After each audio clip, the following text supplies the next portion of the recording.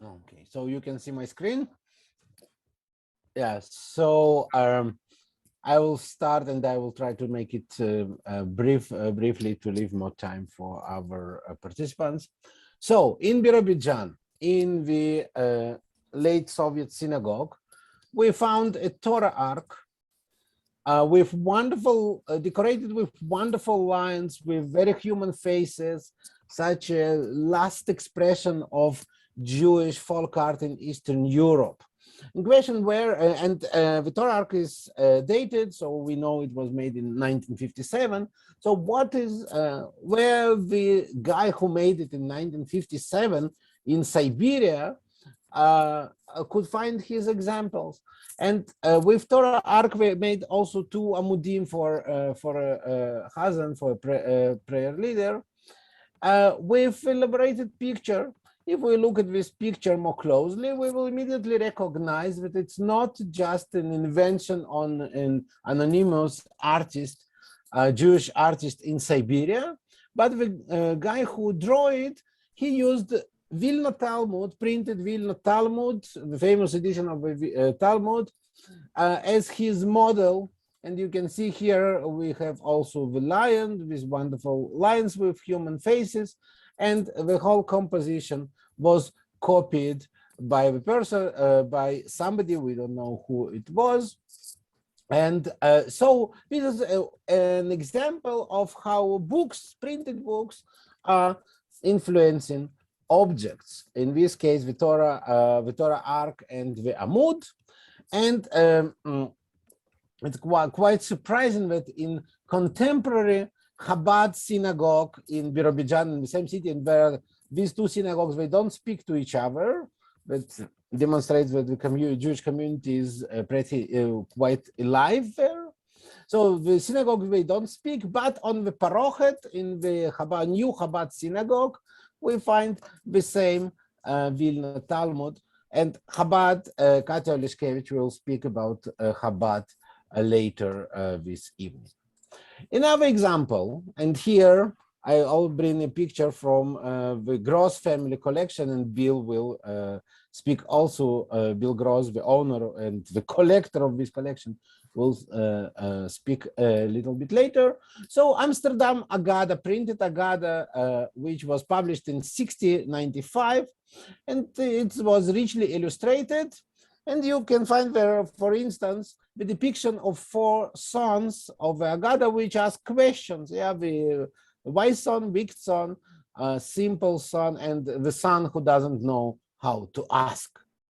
And this picture became very popular from the printed book. This edition of 1695, it was first reprinted again by another publisher. They didn't know about copyright issues and had no copyright laws. So another publisher in Amsterdam simply took this picture and reprinted it.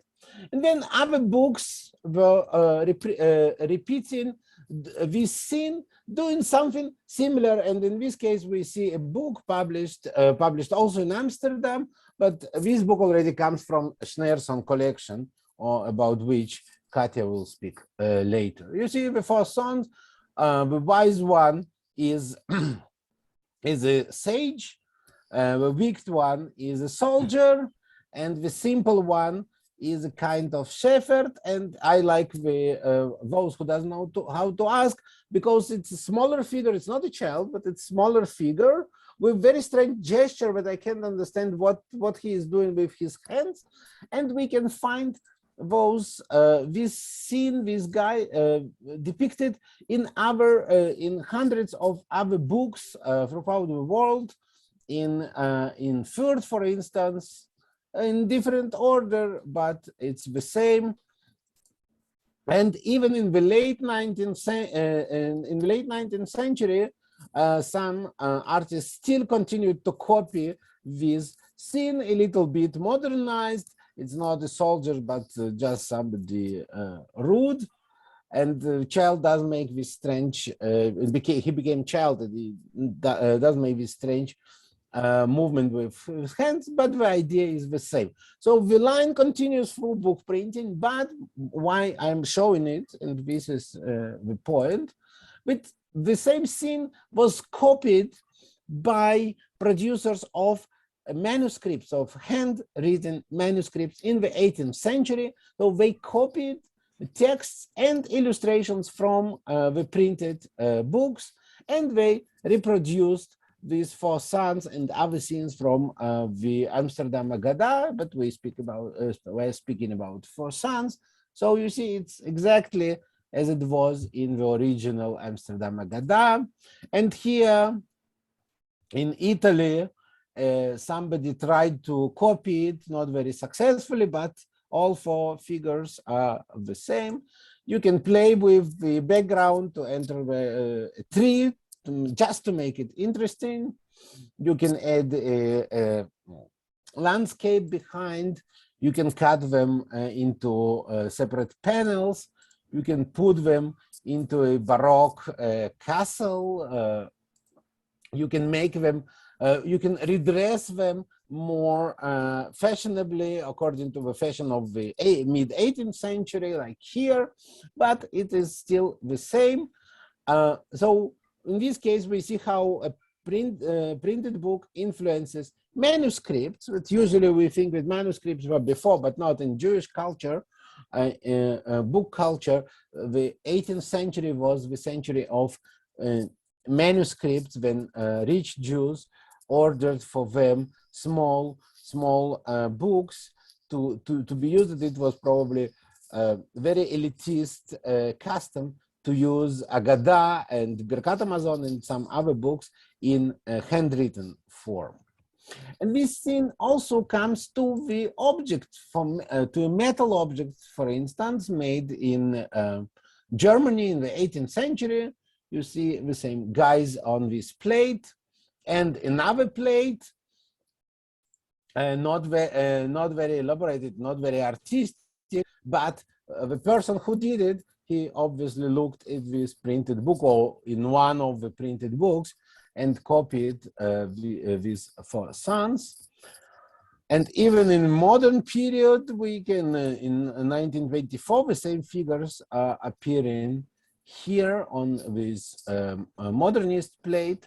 And just to finish it, to show you one object from Bill's collection, a towel. So it's not metal already, it's textile, and you can find the same guys here, or very similar to those that appeared in the book. And the collection of Bill Gross is now available to all to see at the Index for Jewish Art. And the last example which I wanted to show you is a synagogue in the city of Roman, or town of Roman, in Romania.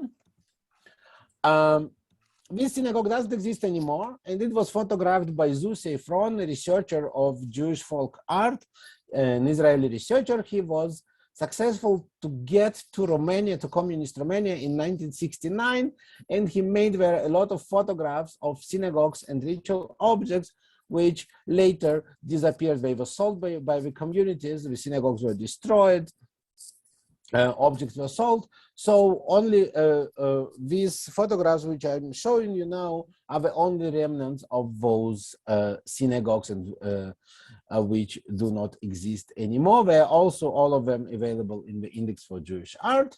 So this synagogue, which is called Moshke's Shul, I don't know why. Inside it is painted. You have a lot of murals on the synagogue. That's why Zu Seifron photographed it. And on one of the walls, we find holy places in the land of Israel. Some holy places, they all have inscriptions here. What is it? Let's look on this picture at the left. And in the inscription, it's hardly, you probably cannot read it, but I can. So it says the Tiferet Israel Synagogue in Jerusalem, a holy place. So the synagogue, which was really built in the middle of the 19th century by a Hasidic community in the old city of Jerusalem. And in our days, it is being rebuilt right now and kind of restored. So how the painter, a synagogue painter in this town of Roman in Romania, understood how the synagogue Tiferet Israel should look like. We don't know So it's not very, I know the building, but it's not very similar to the building, but it is very similar to the print in one of the Jewish book printed in Jerusalem, where we have the depiction of this Tiferet synagogue, and this book comes from Gross collection. And we see that the painter in the synagogue simply took the book and copied it on a wall of this synagogue. And this image from the book also came to textile things. And again, from Bill's amazing collection, we find it on a talit bag. Here it is depicted, not very good depiction, but it's inscribed Tiferet Israel Synagogue in Jerusalem, and we see the same depiction of the synagogue copied from the book. So this is what I wanted to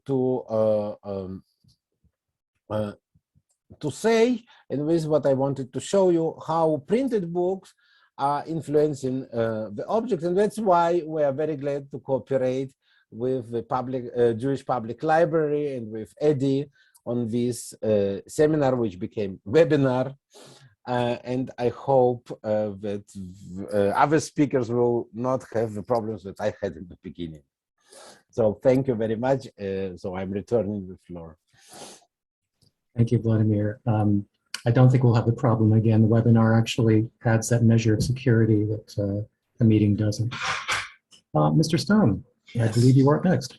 Thank you, and thank you, Vladimir. That's fantastic stuff there, which I would try to make my thing short, but let me just see if I can get that here. Okay, hopefully y'all can see my screen. Hopefully y'all can hear me.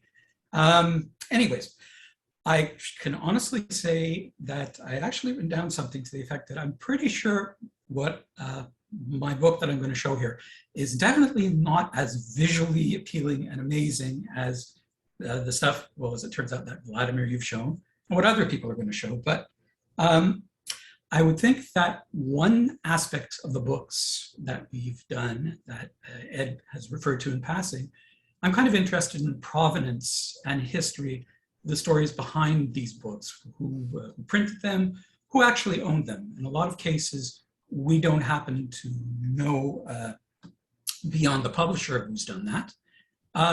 But in this particular case, we have a few clues in the book that can show that even the most humble kind of item, whether it's a book, artwork, whatever, can be seen in a pretty artistic light in different ways. Now, whether that's as a central part of Jewish liturgy and ritual, or whether that's a part of non-Jewish history and political trends, or even as basically an art object that people might look at and value for reasons that have nothing to do really with religion or art. This particular book happens to be, as you can probably guess, Tehillim, or an edition of the Psalms along with Proverbs and Ecclesiastes and Song of Songs, that was printed in Paris in 1632. It's a Hebrew text with Latin interlinear translation and commentary included as well with it. Before I kind of get to the bits of provenance that kind of make this book interesting in that way, I'll state some obvious things about the Psalms, which is basically, legend has it, of course, that King David wrote them. Modern scholarship suggests that it's more likely that the first temple priests and musicians were responsible for the creation and performance of them, which that already, if you think about it, the Psalms were not necessarily just recited, they were also sung and performed with musical accompaniment. Another form of art, if you want to put it that way. If you fast forward to the beginnings of Christianity, of course, Christians adopted the text, not only because they were, of course, praises for God, but in a way, they were used as almost sort of supplementary evidence in for the rest of the New Testament writers to prove that Jesus of Nazareth was the Messiah in that.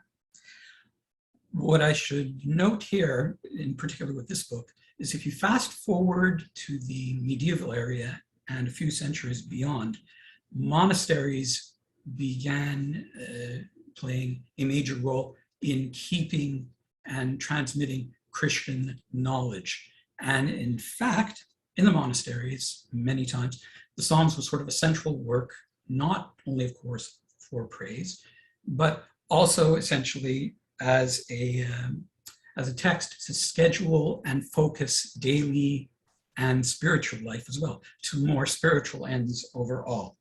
If we go to the 17th century in France, this was just before the Revolution. There was one writer who happened to remark on the state of monasteries at that time, however, and it had to do with sort of the threat to Christianity's, or particularly the Catholic Church's, primacy, which is, he wrote something like, I saw noblemen possessing not only the majority, or basically having in the pocket, priories and abbeys, but so much great license reigned there that one was met with nothing but scandals and evil examples. This writer happened to think that his efforts had reasserted the primacy of the more conservative and traditional elements of Christianity as represented in the monasteries throughout his political career. That fellow was Cardinal Richelieu. And I believe, if I can just switch this over here, this particular book of Psalms was dedicated to him. That's the item left in Latin. Kari, can you just switch from the presentation mode just for, because people want to see it close up? Would you just click on slideshow and view presentation? Let me see if that is at all doable on here. Yeah, if you just click on slideshow, yeah, and better? Yeah, better. Marginally better. Thank you. All right. So basically, Richelieu, as the government's chief minister, influenced the printing of this book, which was dedicated to him by the fellow on the right, the printer, Sebastian Cramoisi. Cramoisi was basically a fellow who had become fairly successful printing Catholic breviaries, reports of missionaries from the Jesuit missions to the New World, and he was also one of the printers known to have employed the services of the Lebet family, which was a group of typographers who specialized in Hebrew typography and cutting of typefaces, which you could say another form of art. What I should say in the next slide, I'm sorry, just wanted to show you that this is actually what the this edition is based on. A 16th century, or I'm sorry, it's a late 15th century printing of the Bible, a polyglot Bible known as the Plantin or Antwerp polyglot. The image is not that great, but basically you can see in columns, there's Hebrew text, there's the Latin translation, there's a commentary, and I believe there's a Greek version of it as well. And just to show you, on the left-hand side of the screen, same, the Plantin polyglot, and the first page of this edition, the one printed in Paris. Now,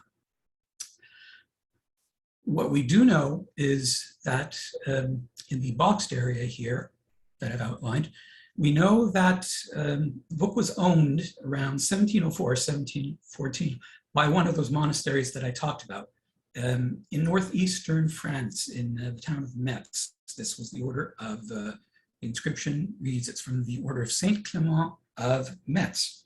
But what I should note is that at this time already, we were almost around the time of the French Revolution, monasteries and Cardinal Richelieu's efforts to support them were not really successful.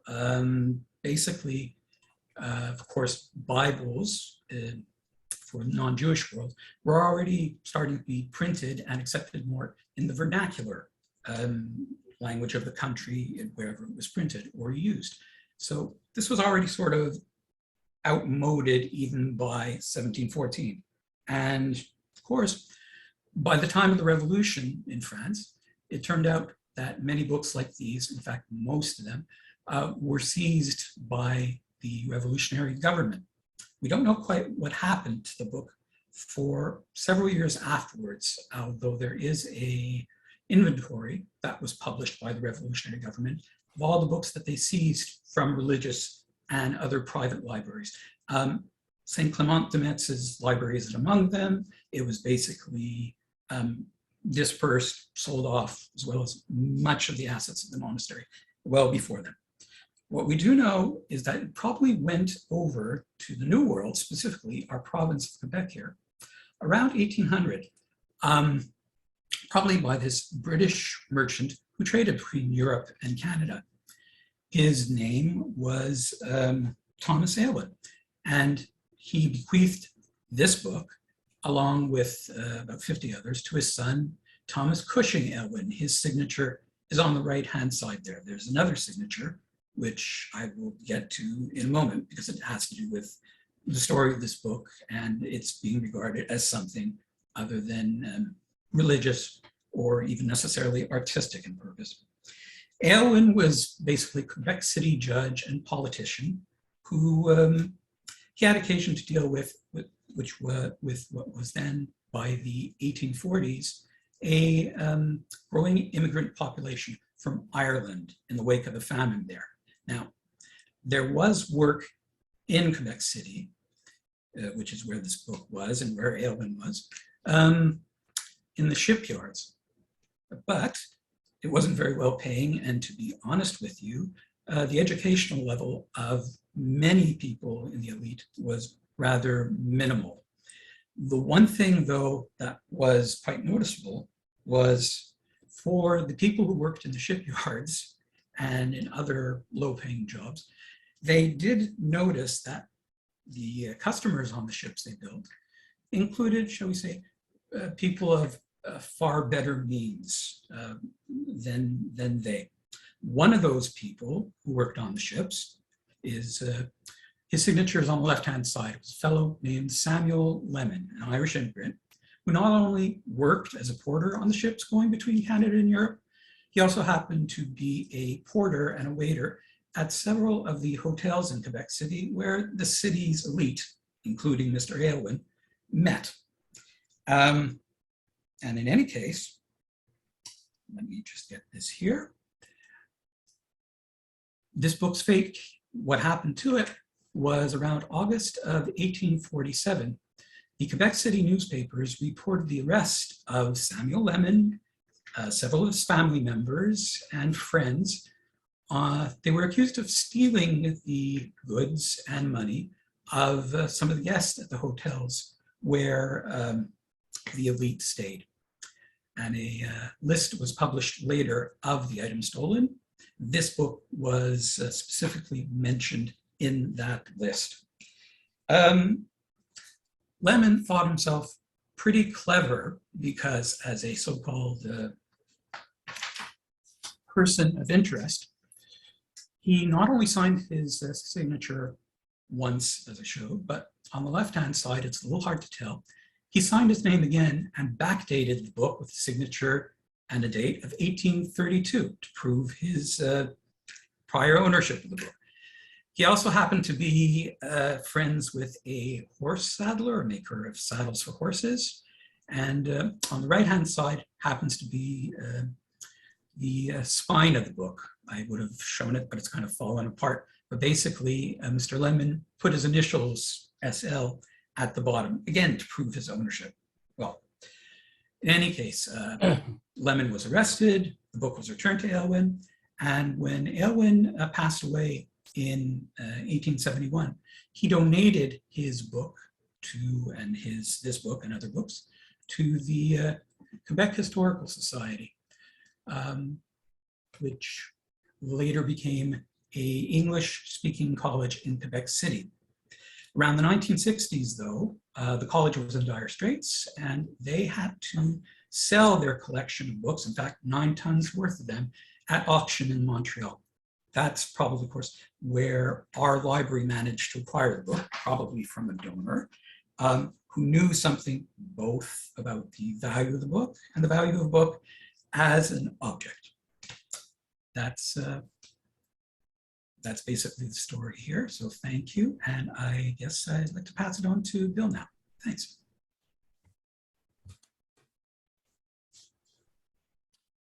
Bill, I think you're up next. Okay. Just a second.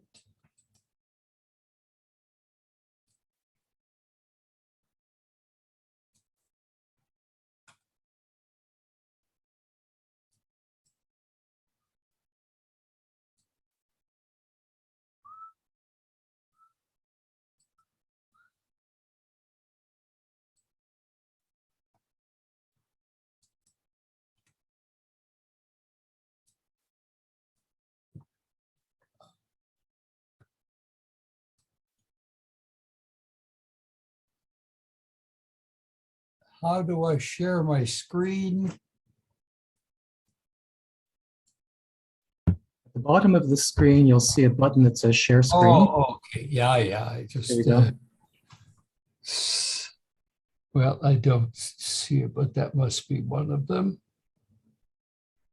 It's an icon with a little arrow. Like a little It's an arrow pointing up. arrow pointing up. Not on my screen, but I think I just have to get out of what I was doing. Oh, here we go, share. No.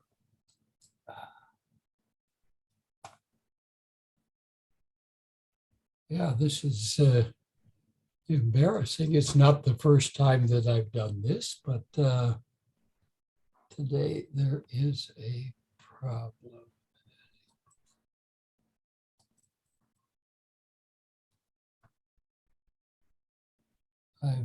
Oh, here we go. Somehow I have lost the link. Just a second. Down here, here we go.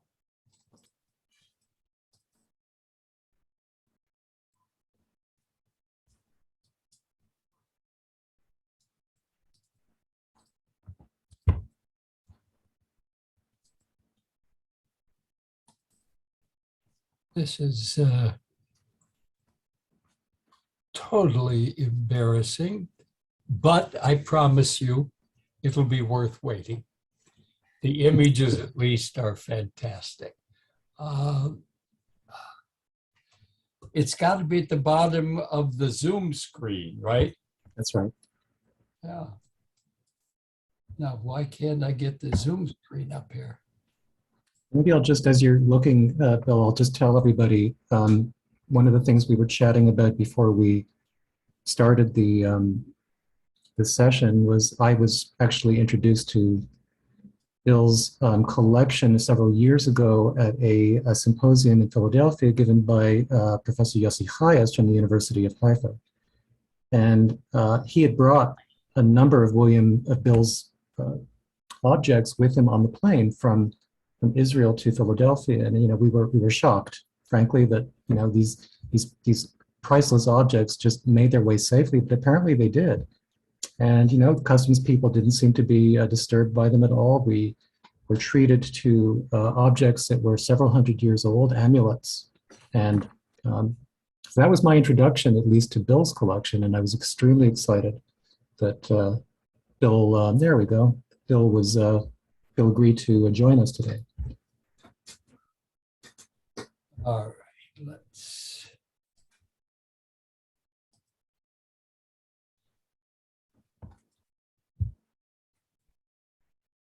I don't want to disappoint you all, but somehow, try as I might, I was not able to compress the world of Hebrew amulets and its infinite variety and depth of interest into 10 minutes. It was just impossible. But I decided that at least I wanted to acquaint you with some of what this field yields. And so I decided to do it from the question of materials and methods.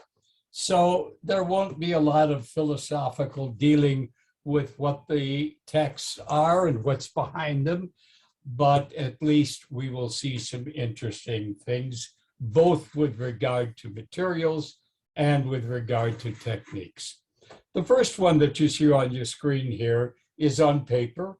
It's a copper engraving, perhaps one of the only copper engraved amulets that I know, from 1700 approximately, by the same artist as the one who did the Haggadah that Volodya talked about first. And you can see a similarity in the techniques that it's done. It's a birth amulet, which is to protect the mother and the child.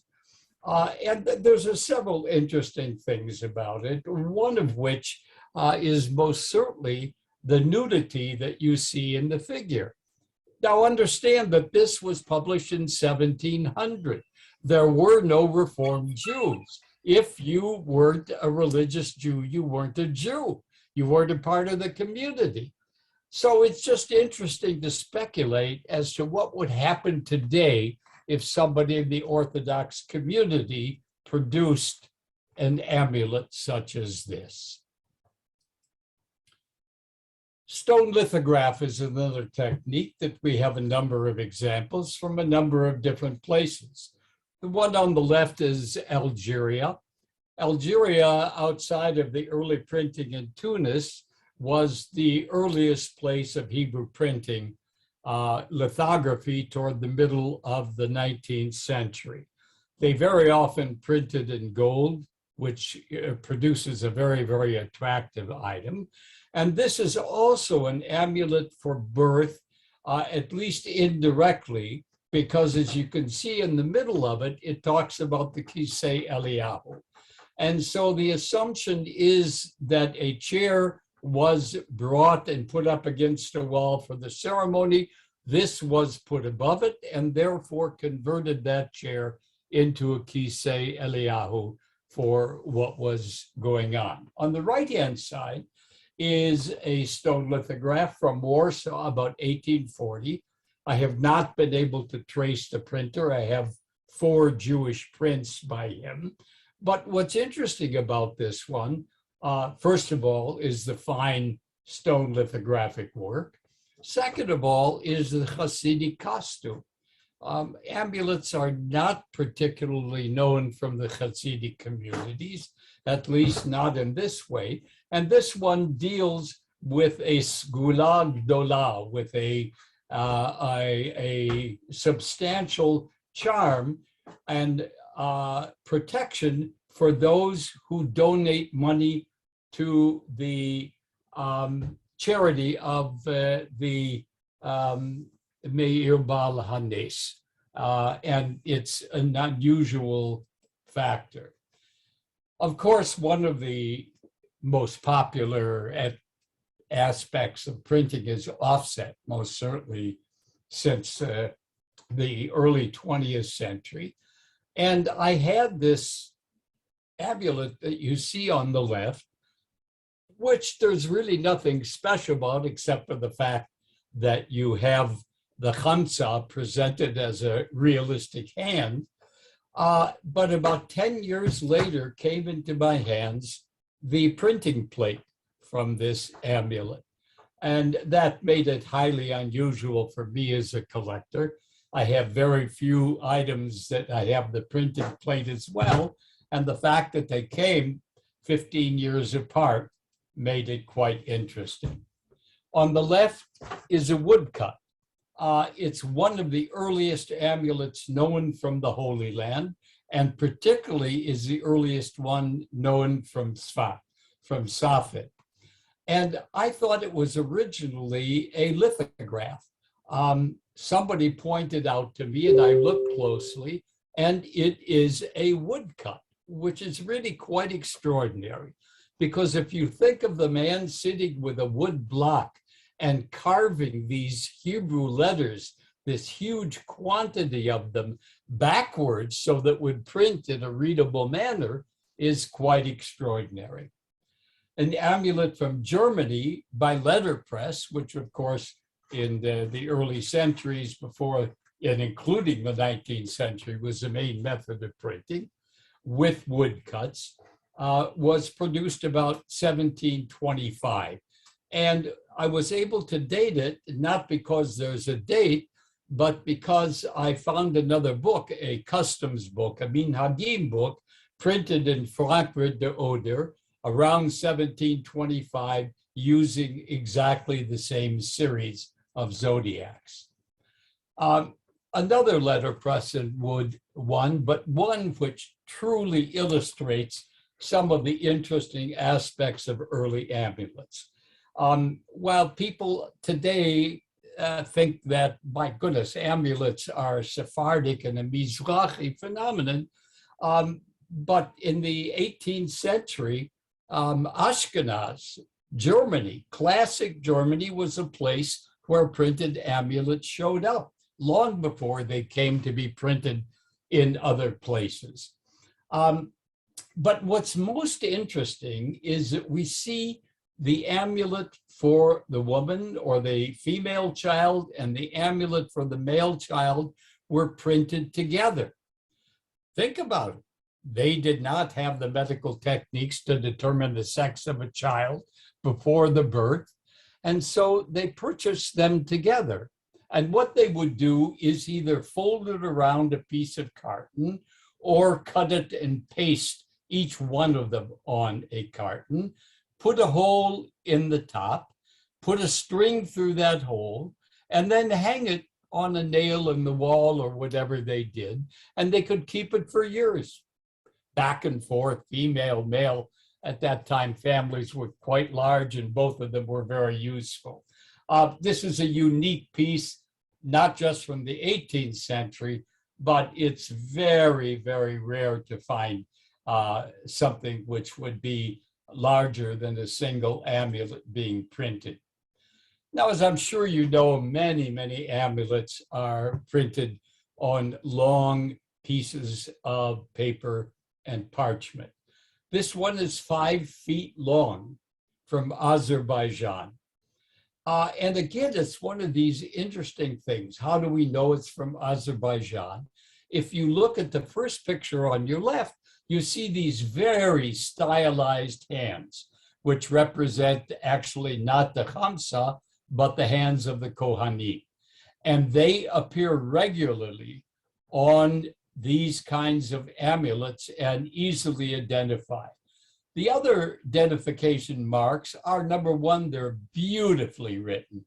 If you see this kind of thing from Morocco, Eretz Israel, or many other places, they're written in a very, very common everyday script. So these are beautifully written, illustrated quite nicely, and have text down the sides of the full amulet. And 5 feet long, of course, they didn't keep it. It was rolled up, put in a piece of textile, and put in a container, which could be of metal, it could be of leather, it could be just a piece of textile. But when you unfold them, the glories are suddenly evident. Edition manuscripts on paper. On the left, you see an amulet for the protection of a male child, done in Ioannina in 1897. And the Jews in Ioannina were part of the Romaniot tradition, which by this time, at the end of the 19th century, were the remnants of those Roman Jews who left 2,000 years ago in the expulsion during Roman times, carried with them their own nusach of prayers. And there were small remnants left in a few cities before the Holocaust. And today, almost the only congregation is still in Ioannina, which has a very, very beautiful synagogue. An interesting fact about it is that with the birth of a male child, these were made, but the name was not put in until the day of the circumcision. And then it hung in the house for 40 days, during which neither the mother nor the child left the house. On the right-hand side is a magnificent, colorful interesting amulet, probably one of the earliest that I know from Morocco, from Sefrou. It probably was done in 1850, although I do want to tell you that dating these things that are neither signed nor placed nor dated is not particularly easy nor accurate. And if you look at this, of course, you see this mixture of decorative motifs, which very much characterize the decorative way of Moroccan Jews. The idea of symmetry was quite unimportant for them. And for that reason, this folk charm has always fascinated me. You can see it's also a fairly large amulet. And in the center, outside of the four amulets from Pirkei Avot, you have an illustration of a snake and a scorpion. And this was a house amulet, and it was to protect the house from snakes and scorpions. In the desert climate, or the very arid climate in which most Jews lived, these were a real problem, and this was a good solution. Manuscript parchment. On parchment is another whole character. On the left, we have a very beautiful rendition of also a home amulet, a general protection amulet, filled with a bit of looks like micrography, different magic squares, the magic Star of David. This is not a Magen David in the traditional sense. It's a Kabbalistic symbol. And it's one of the most beautiful amulets, I think, in my whole collection. In the middle is one done on leather, and the only leather amulets I know are from Iraqi Kurdistan. Very rare, but nonetheless interesting. It also is a general protection amulet. And you see on the two sides of the star, knives or a sword, however you want to interpret it. And these were for pushing away or scaring away evil spirits, and particularly Lilith. On the right-hand side, I'm sure you would be able to guess that it was from Italy, even had I not written it there. The delicacy, the beauty, the attention to detail is so much in the aesthetics of Italians and therefore Italian Jews.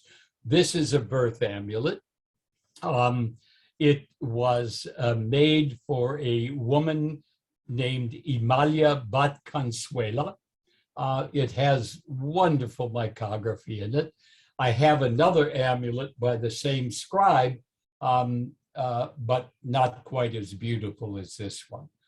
Back to another long amulet, and from the same part of the world as the other one. This is from Uzbekistan, from Bukhara. And again, it is very much in the same beautiful character as the one. It also has a very stylized hand, which identifies almost all amulets of this sort.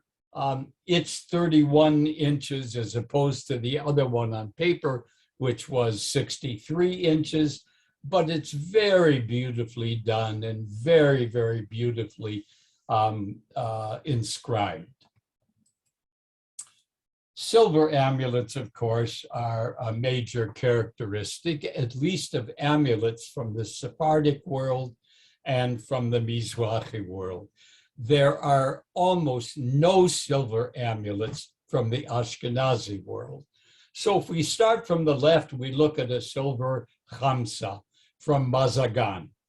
And it's quite large, almost 6 inches in height. And yet these were worn by women on a chain around their neck.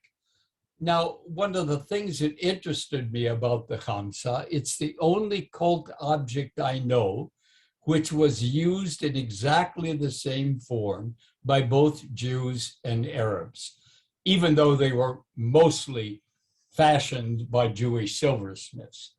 On it is a lizard. and that makes it a birth amulet. Why?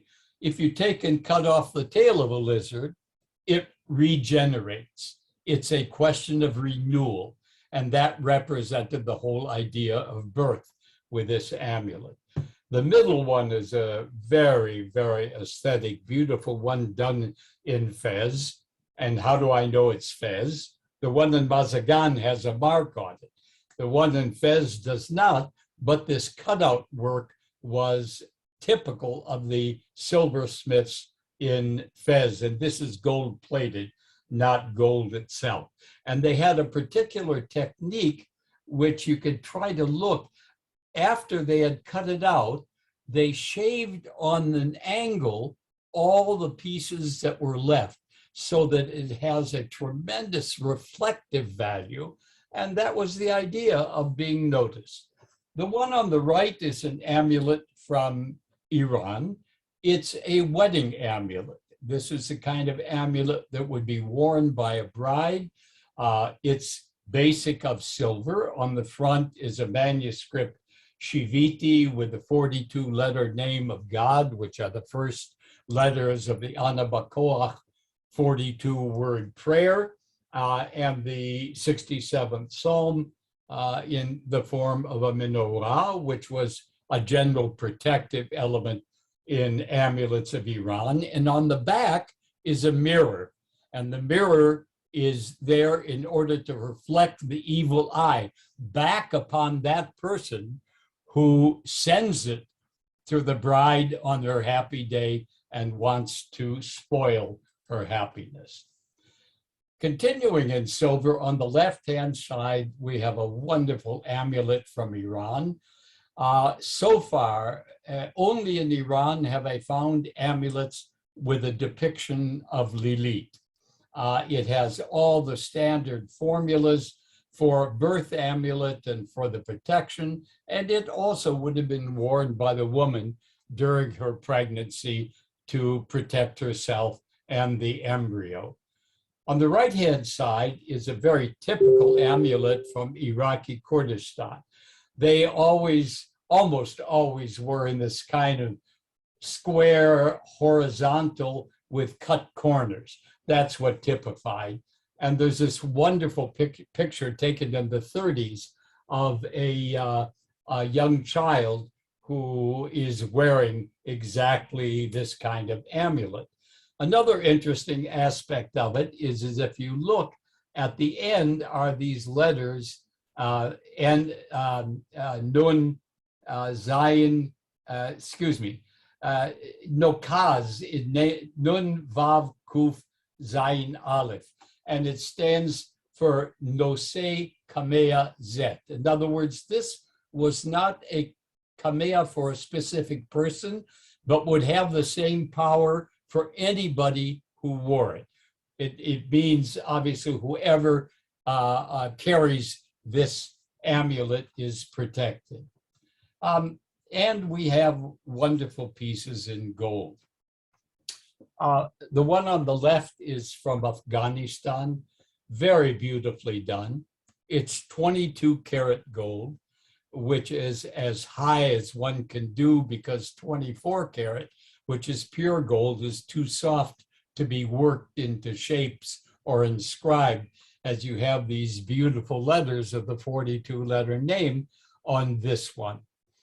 On the right-hand side is a gold amulet from Italy, which is very, very rare.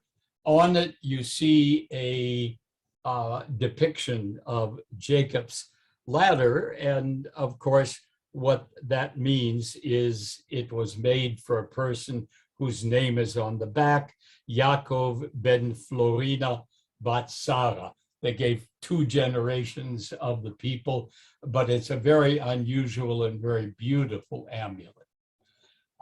Baghdad is a fascinating place because material culture is expressed almost entirely in that society in amulets.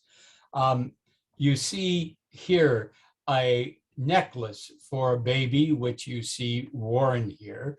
But the main thing, very few people had that. These were very expensive. They're pure gold. But you see this particular piece, it's called an afsa. And there would not have been a child born in Baghdad to whose cloak this was not attached. So we have this for a child. The length of the chain is 21 inches. And we have another thing, obviously made for an adult. It's 51 inches. And it is one of the few examples that I can find of dated amulets. This one is dated 1892, 93, and it is a made for a woman, Miriam Bat Tova Gabai. The Gabais were a very significant and wealthy family, actually part of the extended Sassoon family in Iraq. And there are 6 ounces of 22 karat gold, which is $10,000 just in the gold value of this particular piece. It has almost all the typical amulets, the ceramic with 7 indentations, the afsa, the wolf's teeth, which were also an amulet, protect the child, and a very delightful picture. Many, many amulets were kept in tubes, which were on a chain and hung around the neck.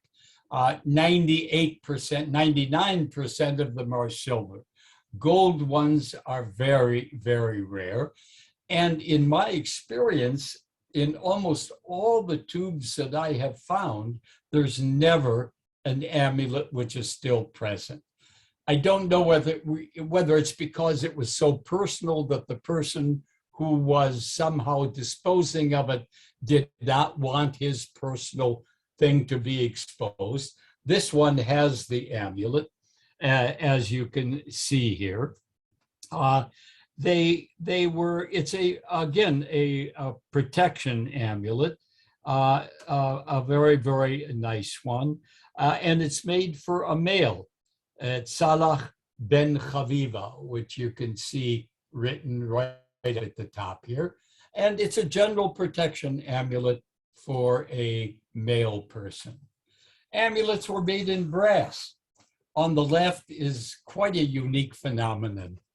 A friend of mine found this for me, and I was absolutely blown away because I've never seen a sign for the advertisement for the sale of a kamea.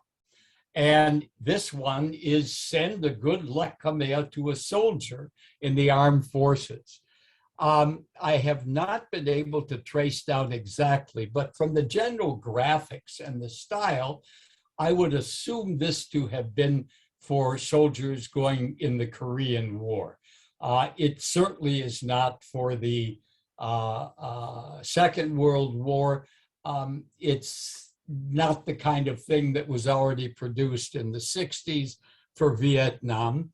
And if you look in the corner, you see the tail end of a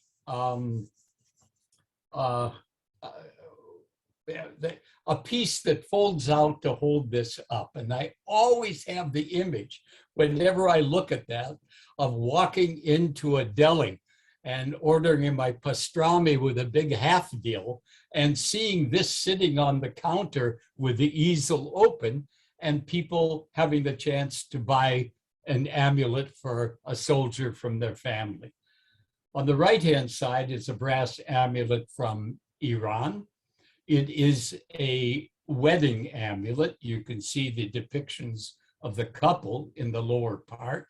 There is Hebrew writing, there is Persian writing, there is angel writing, and there is writing that I don't think particularly represents anything but is a filler. But these are reasonably common, although they all seem to be dated relatively early, not because I have a date, because that's what it looks old. The latest one I have is from 1921. And amulets were made in other metals as well. On the left, you see two small amulets in lead. They're both an inch by an inch in diameter, obviously for a child. And up until 15 years ago, we did not know of the existence of these amulets. And a few of the round ones were in collections, and they were all thought to be from Germany. In the Ukraine, there's been a phenomenon of many people taking metal detectors and going to areas where people lived before the war, including Jewish areas. And they have discovered large numbers of these amulets.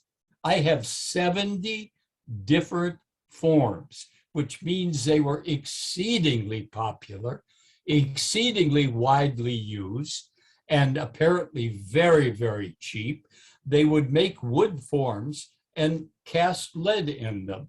But it's fantastic that we discover a whole genre 15 years ago, and until then really didn't know.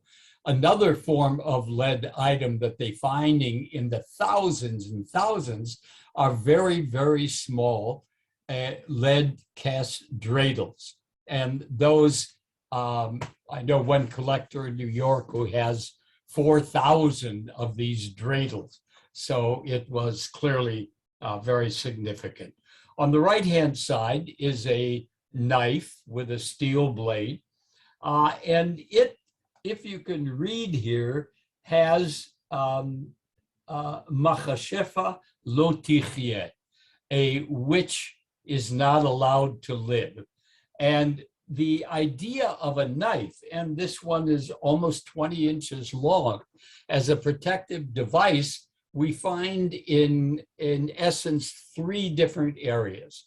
One, there's one example from Alsace. 2 is in actually Morocco, where you have what was called a tajdid, which was usually a charm, but a friend of mine, a rabbi from Fez, tells me that he still remembers from his youth, if a baby was being born, the rabbi would take a sword and go through the house room by room, swinging it above his head to chase away the evil spirits before the birth. This one, interestingly enough, is from Poland. It's the only Ashkenazi one that I've ever known, and it's from the community of Rawa, which was a very, very small shtetl in Poland. Other kinds of materials, fired enamel with a picture of Moses. This particular kind of image has been used for 200 years in micrography and illustrations for Jewish items, but it's based on a French painting from the 17th century, not Jewish, of course, and Jews co-opted it, as we often do those things.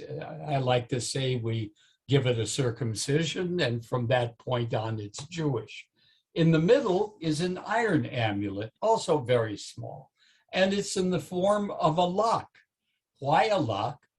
Because it's protection against miscarriage. It locks the womb so that miscarriage is prevented. On the right-hand side is a love amulet on a leaf. I had no idea that this was true, but a woman who wrote a book about love amulets came to me to see if I had anything and discovered and was thrilled, because obviously this kind of thing doesn't survive, but she knows it from literary sources. So this is not old, it may be from 1970, not 1930, but it's certainly a highly unusual kind of material. Glass we have as well. On the left is a piece of glass back painted in gold. It actually might be gold leaf, I can't tell, against a stone background, and an Italian amulet, and with Shaddai, which is very, very common on Italian amulets, another one of the names of God. which is often used, and certainly more often than what we see on the right, where you have the specific, the tetragrammaton of Hashem, which is just extraordinary. And this is done in a technique which was very popular in the Ottoman Empire in the last quarter of the 19th and the first 10 or 20 years of the 20th century, where they would paint on the back part of glass, leaving the decorations partially transparent, and then put foil, gold or silver or colored foil behind, which would, of course, give it quite a presence. Fired clay bowls. On the left is a amulet bowl from Rav Kaduri, perhaps the most famous Kabbalist of the last 100 years in terms of amulet making. He was quite an extraordinary individual in that way. And this was made for somebody who was ill, and it would be filled with water, and he would drink that water, and the presence of the holy words and names and angel writing would confer upon the water healing qualities, which was then ingested by the person who received this amulet. On the right is by far the oldest amulet in my collection, from 600, from Mesopotamia. At that time, the magicians or necromancers who did amulets were Jewish. And we find this kind of amulet bowl in Hebrew, Aramaic, and the local language. And if this one has this quite aesthetic picture of an evil spirit in the center, and they would take this before they came into the house, put it down on the sand. And here you could see the difference where it was in the sand, and it's very light colored as opposed to the rest, which is exposed to air. And that trapped the evil spirit. And as long as that bowl was turned over, the spirit was kept inside and the house was protected. Textiles as well. Look at the one on the left and look at the size. 5 feet high, almost 2.5 feet long. It's absolutely extraordinary. A woman at the Hebrew University took this and did a major thesis, not a master's, but a very major thesis and analysis.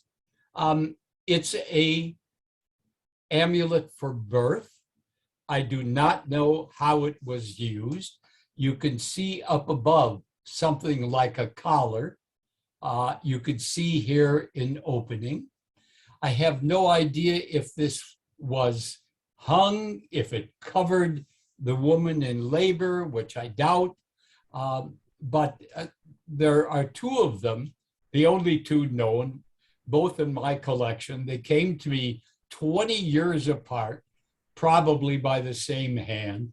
But it's extraordinary because this woman doing the research found that there are sources, Zoroastrian sources, Jewish sources, Christian sources, and Islamic sources, all together in this amulet, which is mostly in Hebrew. On the right-hand side is one in silk. And this was an amulet particular to southern Germany, and maybe also in Alsace. And it was put around the baby during the circumcision for a male child. Many of them have numerous coins attached to it. This one has 1 coin down below, in which the hay, standing for the name of God and protection, was cut out. And to end up with a little bit of lightness, we have to talk about the 3 angels. I won't go into the whole legend of Lilith, but suffice it to say, Lilith wanted to attack all of Adam's progeny, and 3 angels were sent to persuade her not to do so. And these 3 angels were Sanoi, Sansanoi, Samangalath. And the first image that was printed was in 1701 in the first print edition of Raziel Malach. And this form since then has been copied in every kind of amulet, every material that you can possibly imagine. So here we have one from Iraqi Kurdistan where it's in silver. And the final thing, which I absolutely adore, a friend of mine, Ken Goldman, here in Israel, designed these and sold the idea to FAO Schwartz in New York in 2008. And they produced a bunch of them about a month before Christmas. Luckily, I saw an image of it, found out where they were. I bought 2 sets, one for my grandchildren, one for the collection. The ones for the grandchildren are long gone. But to take a wonderful traditional image so prevalent in Jewish tradition and to make it into Kabbalah dolls is something that I find absolutely extraordinary. And the capacity of Jews to continue things in contemporary ways, no matter what period they lived in. They sold out immediately. You can all be jealous. Thank you very much. I hope you learned something. Thanks very much, Bill. Nicole actually has to leave pretty quickly, so she's going to kind of rush through her presentation just a little bit, and then she's going to have to leave. So go ahead, Nicole. Yes, thank you. Sorry, my apologies. I'm driving from Kelowna to Vancouver shortly, and I will need to abbreviate my presentation. So today I'm going to be talking about one of the copies of the Jewish Public Library's Sefer Brandt Spiegel. We have 2 copies actually, and this one is by far the most interesting. It was printed in 1676 in Frankfurt on der Main, and it is spectacular. It is one of my very favorite items in the collection, and it was written by Moses Henoch Altschuler and first printed in 1596. It was actually very, very popular and was reprinted multiple times during his lifetime and also thereafter. Both of the copies in the JPL's collection are printed following his passing. The second copy was printed in 1706. However, that one has been rebound. The copy we're looking at now that you should be able to see on your screen is in its original binding. And it is a really interesting sort of microcosm of Yiddish culture. So this is one of the first didactic works written in Yiddish. And it is an sort of instruction manual for women on how to be good wives and mothers, written by a man. So for the women in the audience, I will let you interpret how useful you might find the advice. But he does have a lot of really interesting elements in his text. I'm really going to skip over all of them because I'm more interested in the physicality of the book and also the signs of use. But I want to sort of draw your attention to the beautiful ornate title page that is offset. So although they've decorated the title page, it is not a book that has been printed with great care. The title page decoration is actually sliding a bit off the bottom corner there. So it's set too far out and down. And the pages themselves, if we go forward to the next slide, are as full as possible. There are no margins really to speak of. And in fact, because of this, on some pages, it is printed, there are words cut off at the top, at the bottom, or on the left or right. The book The reason for this is in part because Yiddish books were, first of all, not holy texts, but also generally intended for audiences with a bit less purchasing power. So the type of care that went into printing them was often much less. They would try to use as much of the paper as possible in order to keep costs down.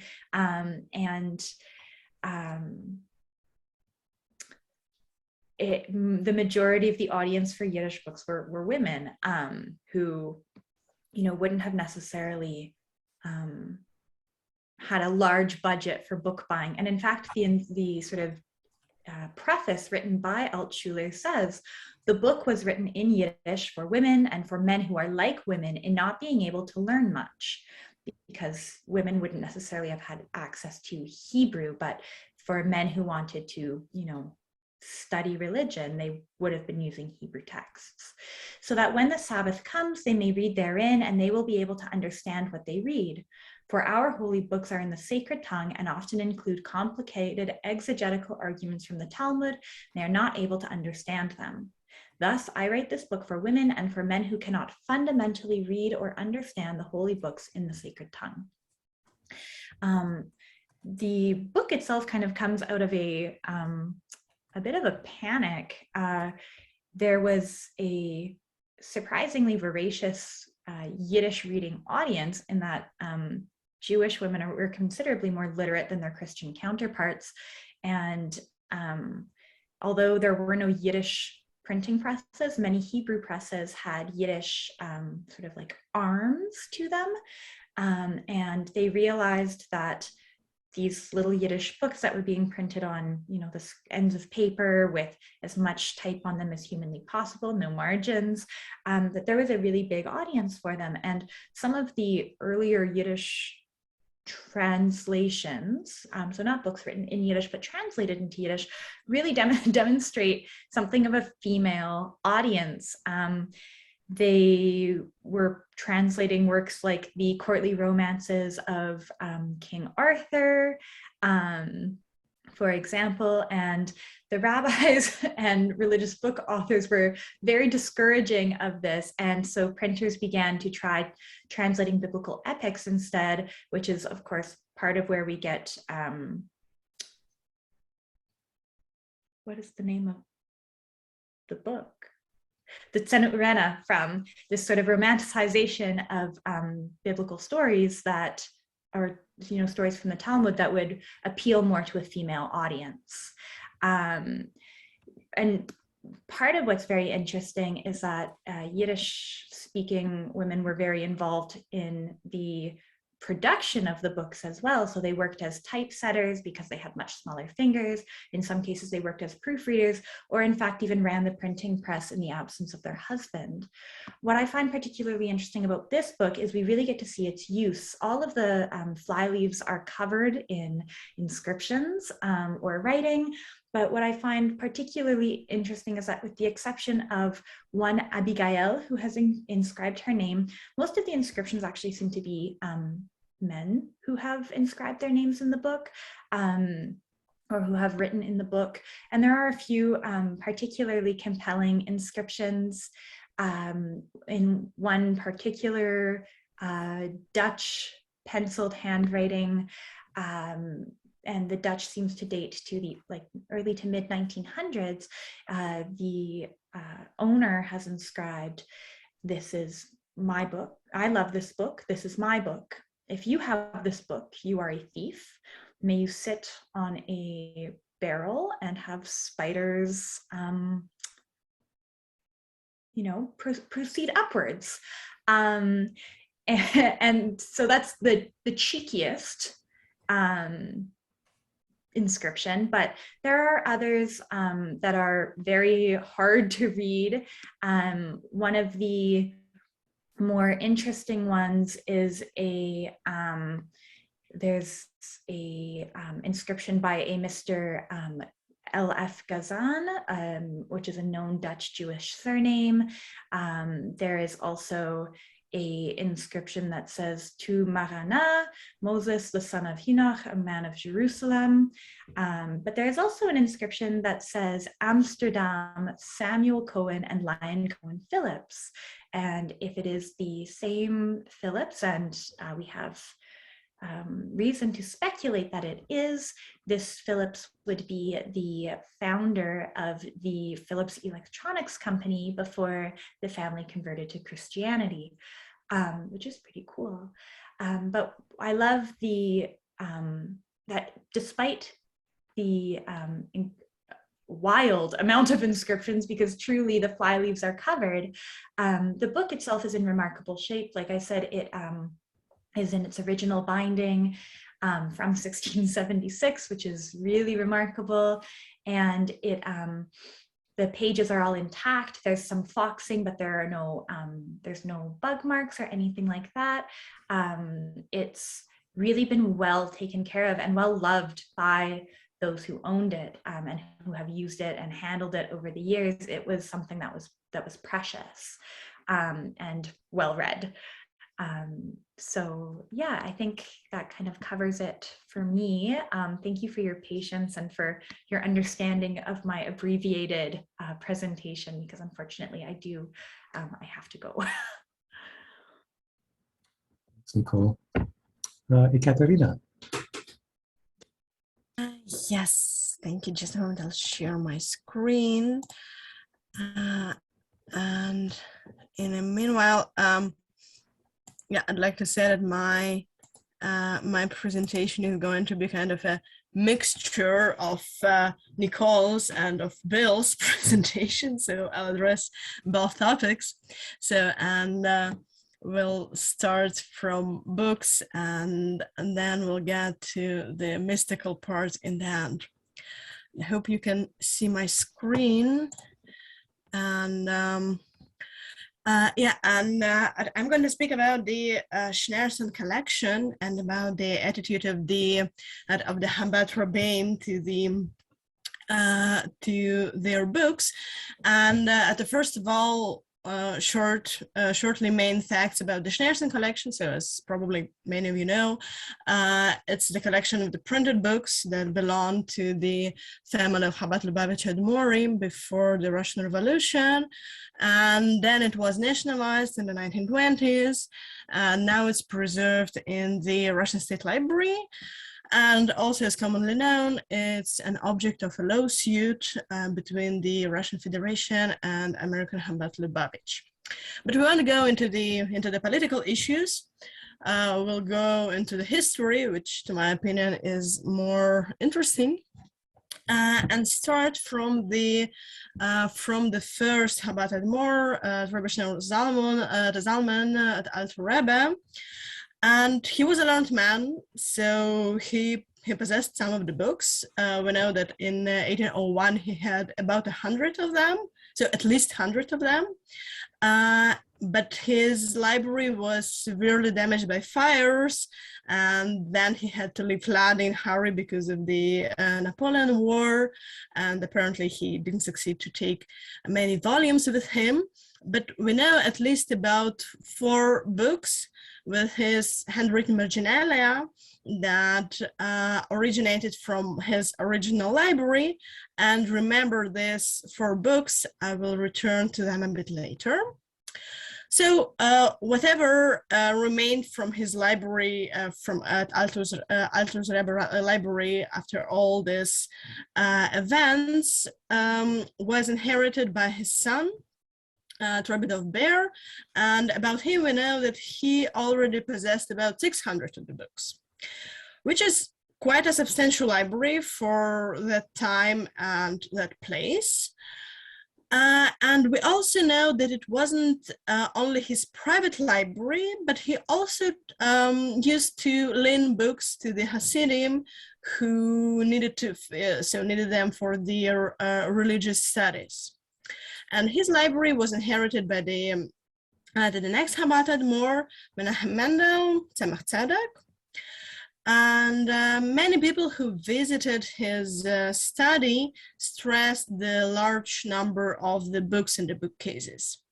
But unfortunately, fires were quite frequent at that time, and so especially in the Eastern Europe with many wooden buildings.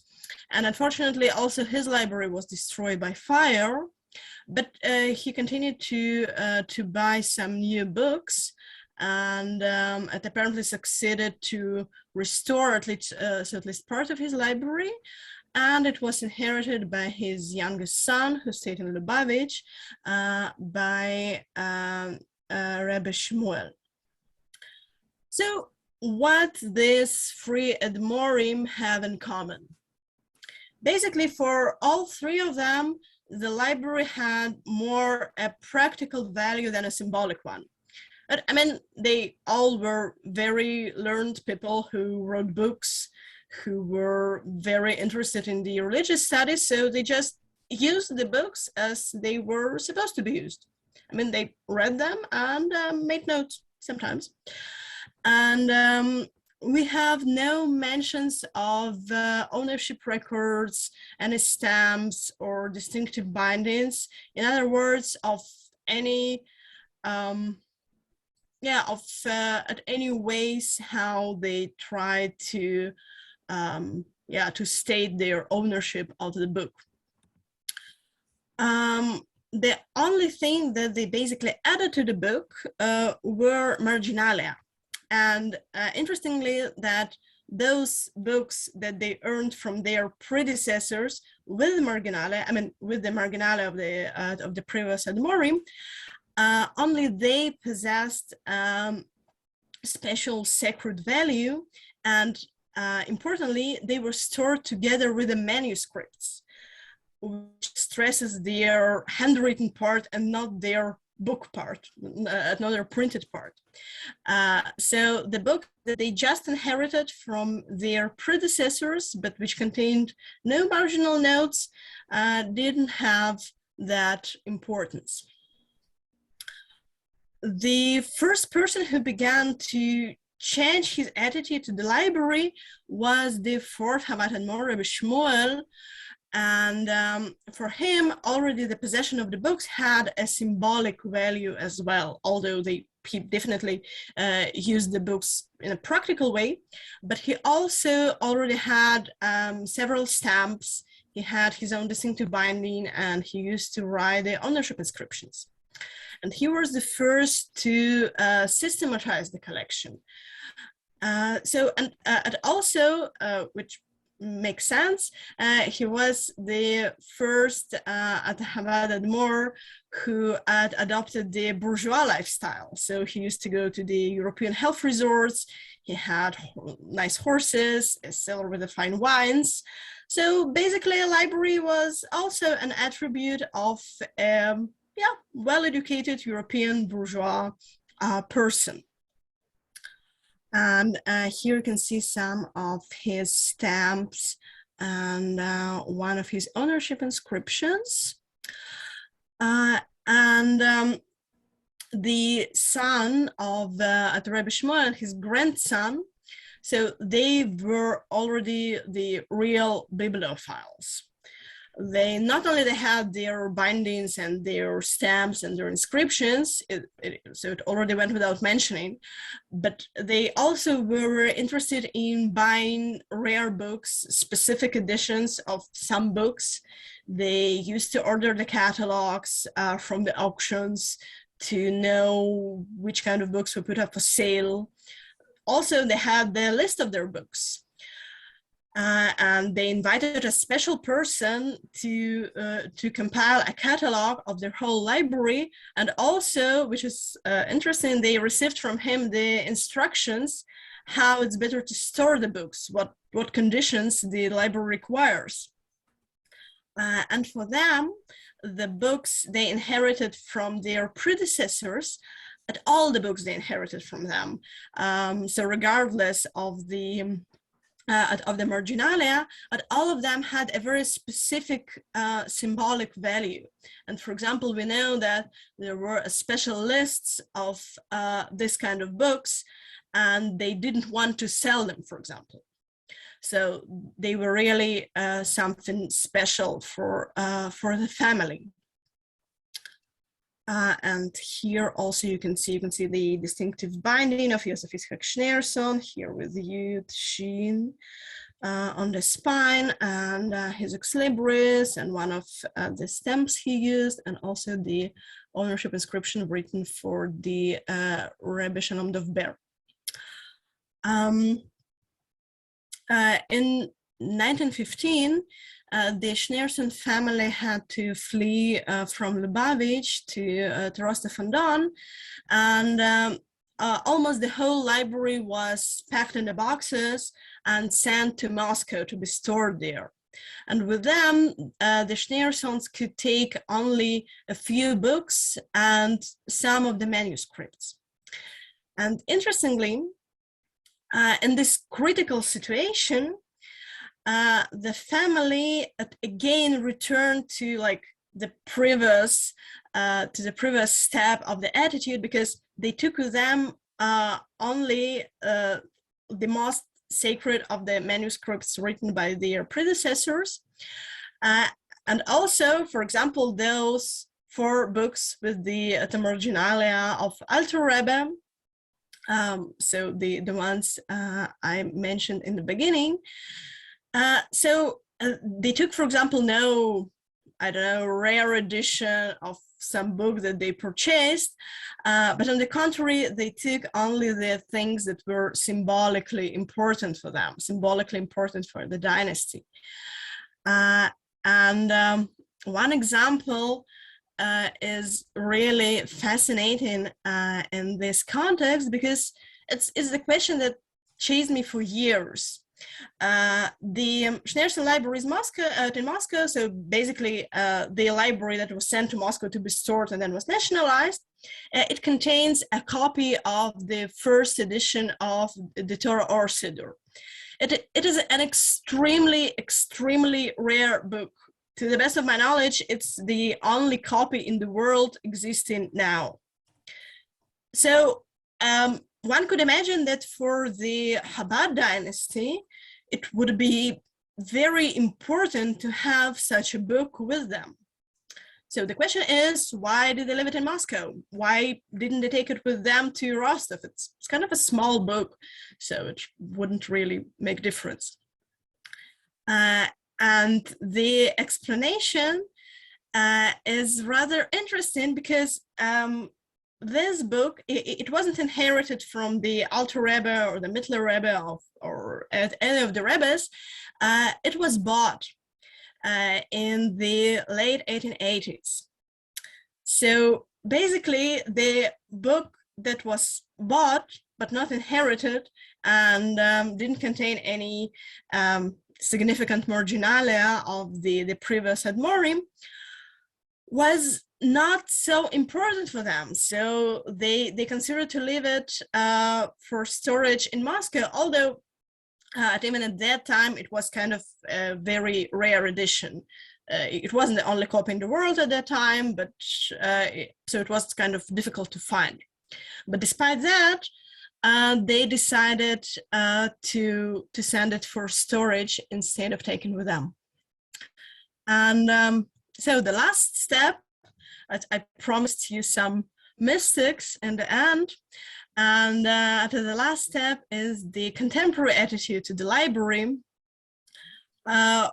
which is basically, which it becomes more and more sacred, because the redemption of the library is considered by to some of the Hasidim as a stipulation for the Messiah's arrival, for Messiah's coming.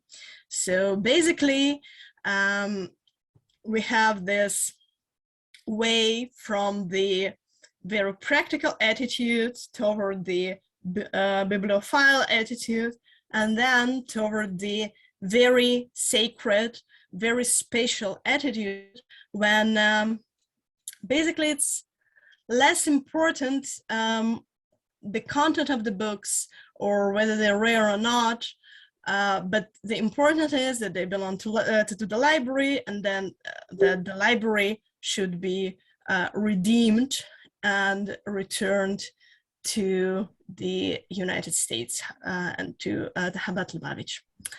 And thank you very much for your attention. Thank you, Katerina. Nicole had to leave. We're at the 2-hour mark, which was not what we expected, but I will try to be as quick as possible. I don't know if, for those of you who remember back in the 1970s, in 1971, a book called The Exorcist by William Peter Blatty was published, and it was one of those books that was one of the only books my parents put on the very top shelf because they were afraid it was too disturbing for me to read. Needless to say, I just stood in a chair, read it, and yes, they were absolutely right. I was very disturbed by it. It was one of the most frightening books I'd ever read. A couple of years later, I went with a friend to St. Joseph's Oratory, which is a very large shrine here in Montreal, actually very close to where I live. And a friend of mine, we went there and we got lost. And we ended up in the crypt church, which is this sort of in the lower level of the church, and just with candles. It was very dark. It was an extremely terrifying experience all around when you're a very young kid.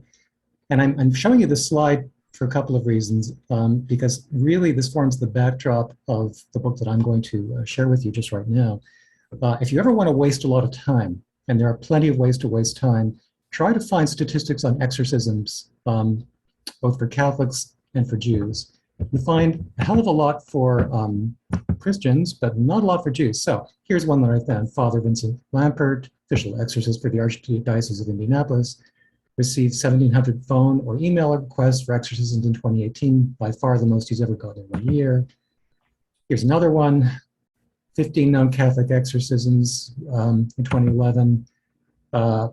Monsignor Rossetti from the Diocese of Syracuse was performing 20 exorcisms per week. Recent Vatican, this was in 2021, it was a conference was attended by 250 priests from 51 countries.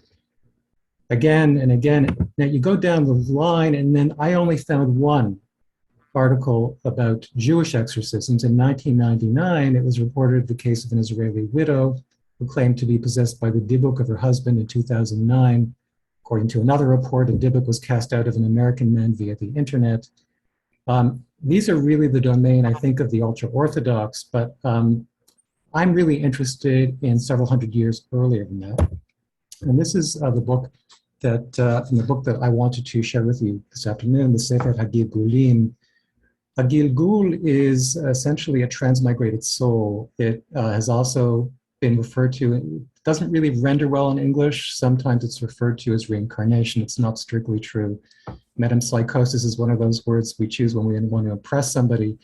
Our particular copy of the Sefer HaGilgulim is from 1684.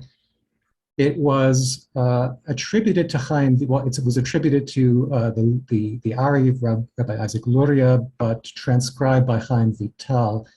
And it's rather important that you know a little bit about both of them so that you get a full context for this. Now, the word Gilgul in Hebrew means cycle or wheel, and according to the classic definition, the soul cycles through lives or incarnations attached to different bodies over time. It's contrasted with other similar processes in Kabbalah, Ibur, which is impregnation, the attachment of a second soul to an individual, or the Dibuk, which is perhaps the idea that you're more familiar with, obviously the subject of the famous play by Ansky, where you have a malicious spirit inhabiting the dislocated soul of a dead person. Essentially, it's spiritual squatting. That's what a Gilgul is. Now, the JPL's copy is unremarkable. And one of the reasons I chose this particular book is precisely because it's unremarkable. It's basically just a series of texts. I think there might be one illustration, but the story behind it is actually what's so compelling. And it's compelling because of its origins. Now, in the summer of 1570, when he was barely 30, Chaim Vital, you see our 8x10 photo here, I'm on the left here, he arrived in the town of Tzfat to study with Luria, who was a highly charismatic figure and leader of a group of Kabbalists. Vital became Luria's primary disciple, and really anything we know about Luria is known through the writings of Vital. Vital was the furthest thing from a charismatic figure. He was a depressive, a hypochondriac. He suffered from bad eyesight. But most importantly, it was the ambivalence that he felt in the presence of Luria that defined many of his printed works. Vital saw his soul as having been bound up with that of Luria's, and it's at this point we need to look very quickly at how the Kabbalists conceived of the soul, or the nefesh in Hebrew. The soul in medieval Jewish philosophy is often depicted as the sovereign of the body. It's often likened to the rider of a steed, the captain of a ship, or the governor of a state. But it's also depicted as a stranger on earth, in perpetual exile, yearning for its supernal home. In the Midrash Rabbah to Leviticus, the soul is described as a guest of the body here on earth. And it's interesting that I think the Hebrew word orach, guest, also is used in its feminine form for the female cycle, you know, the sort of the monthly visitor. I did a seminar workshop for a class of Carleton students where we talked about the sort of contrast between the body and the spirit in that context. The eminent scholar of Jewish folklore, Raphael Patai, wrote an article on Vital's work, which my talk is really based on. The article is entitled Exorcism and Xenoglossia Among the Tzvat Kabbalists. Now, xenoglossia is a paranormal phenomenon in which a person is able to speak or write a language that they could not have acquired through natural means. Kind of like me pretending to be a scholar right now. Anyway, in this article, Patai describes the rabbinical leaders of 16th century Tzfat as having believed that if a man was guilty of certain sins in his lifetime, upon his death, his soul would pass through a variety of punishments. Before entering Gehenna, and Gehenna is sort of the kissing cousin of purgatory in Judaism, the soul underwent a series of horrific penances. One theory was that the soul suffered a series of reincarnations in the body of animals. Another theory, when an evil man died and was buried, the angels of destruction beat his grave, which burst open, and the angels would drag out his souls, place it in the hollow of a sling, and hurl it across space back and forth many times. If the soul was fortunate enough to escape, it would wander from mountain to mountain with the angels in hot pursuit, where they would continue to torture it. Now, what were the sins that were so egregious that the soul was tortured after death? Well, there were many of them. And we actually have a little bit of fun with this in secondary school classes because it gets a little bit racy. He was intercourse, and Vital just basically goes through every possible permutation. He was intercourse with an animal, transmigrates into a bat. He was intercourse with a wild animal or bird. Don't know what the difference is there. Transmigrates into a raven. He who has intercourse with a married woman transmigrates into a donkey, and so on, and so on, and so on, and so on, and so on. If you're familiar at all with the book of Leviticus, with its very refined group of divisions between Ta'ameh and Tahor, pure and impure, so the ground for this is pretty familiar. It just goes on and on and on. And then finally, all of these things happen unless the soul repented while he was still alive.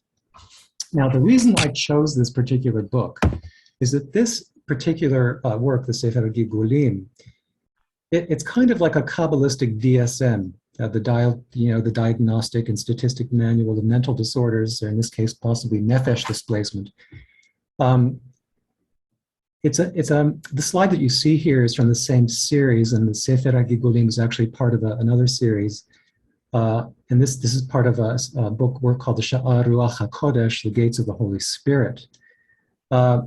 This particular one attests to the metaphor for the exile of the Shekhinah, or God's divine presence, according to the Kabbalists.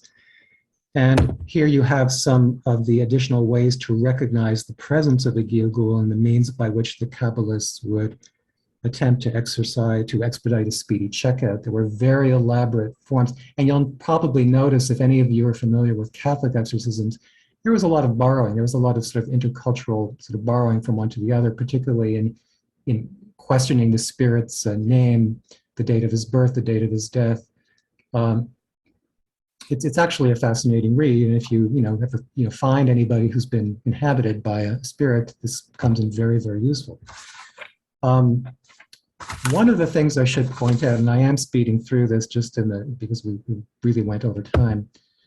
The printer of this book, who was David Ben Nathan Grunhut, during the Conference of Rabbis in Frankfurt in 1682, a ruling was issued prohibiting its publication due to something called the hazard. What was the hazard? This guy. This was Shabbatai Tzvi, the false messiah from Smyrna. For those of you unfamiliar with his life, he proclaimed himself the Redeemer of Israel and caused one of the most significant epistemic breaches in Judaism, giving birth to the Hasidism, to basically a whole host of ideas and ideological divisions within Judaism in the 18th century. The publisher didn't heed the warning, published the book in 1684 through a Christian printer, which was pretty common. And in his foreword, on the verso of the title page, the publisher condemns the decision to forbid the printing of the book. He supports his claim with various Kabbalah books, which were previously printed in Frankfurt, with the approbation of some prominent Frankfurt rabbis. Oddly enough, Grunhut also maintained some very cordial relations with some notorious anti-Semites, one of whom was Johannes Andreas Eisenmenger, and we actually have one of his books, the Gedenken Edeckendum, the famous anti-Semitic work from the 18th century. And he actually maintains cordial relations between Eisenmenger and a few other people known for their anti-Semitic works. In any case, one of the things that I find especially compelling is that, you don't need to put glass around a book or objectify it or situate it at a level of removal from the reader. It's that point when the reader ceases to exist and the book actually becomes an object and you become the museum visitor. Everything you've seen over the last 2 hours, all of these books and amulets have had functions, applications, purpose. They weren't really intended initially to be objectified or considered as separate entities from the individuals and communities who were bound to them. One of the reasons that I'm particularly glad Vladimir and Ekaterina and Bill were open to doing this collaboration is sort of to engage in that kind of ambiguity that reigns over iconography within the Jewish psyche. It's something that I find particularly interesting. I rushed through this. I'm sorry. I know that we've gone really over time, but if you have any questions, now would be the time. I see there were a bunch of, I think, comments in the chat, but I think those were all addressed. If there's anything else, and you're obviously welcome to send messages to us using the same email you got through the Eventbrite notice that we got.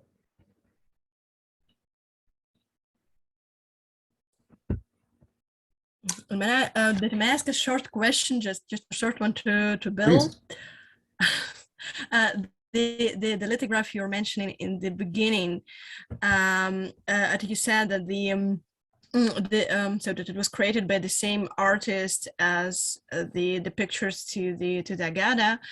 So this amulet has so it's signed basically. Yes. Yeah. Okay. And is it typical? I mean, does people usually sign amulets? Do people No, usually sign? it's extremely unusual. The whole phenomenon of that one is, by the way, I know of no other amulet ever printed in Holland to this day. Mm-hmm. It's an outlier totally. Okay, great, thanks. Very interesting. If there are no other questions, on behalf of the JPL, I'd like to thank our friends at the Center for Jewish Art, Vladimir Levin, Ekaterina Uleshkevich, and Bill Gross for sharing their collections with us today.